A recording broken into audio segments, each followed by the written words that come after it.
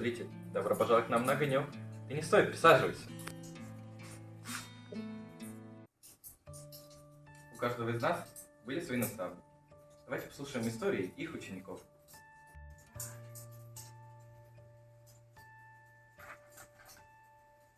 Хочется рассказать о своем наставнике.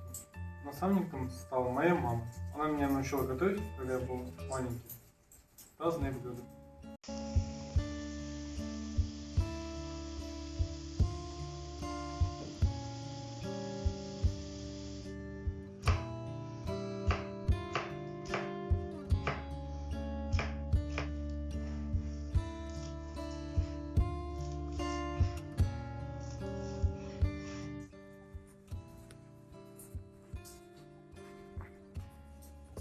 С самого раннего возраста меня поддерживал мой наставник, мой отец.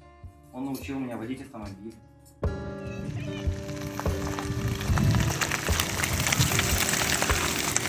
ездить на мотоцикле,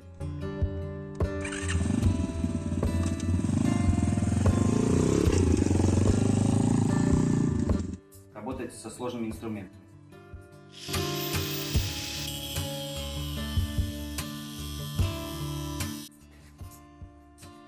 В 12 лет я совершенно не понимал геометрию, но потом я попросил у своего учителя объяснить мне одну тему.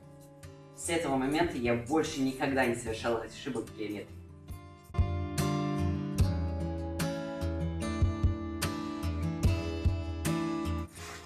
В том году у меня было много свободного времени.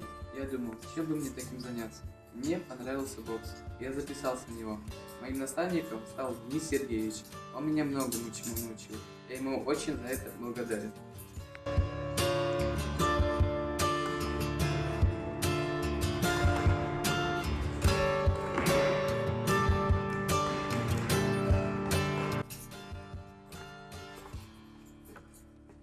Когда я учился в средней школе, я увидел, как мои одноклассники играют в волейбол, и мне захотелось присоединиться к ним.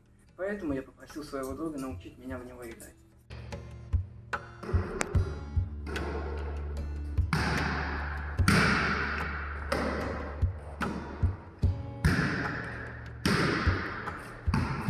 Хороший наставник – это тот, который заставляет отменяться даже тогда, когда его самого рядом нет. И наставником может быть как?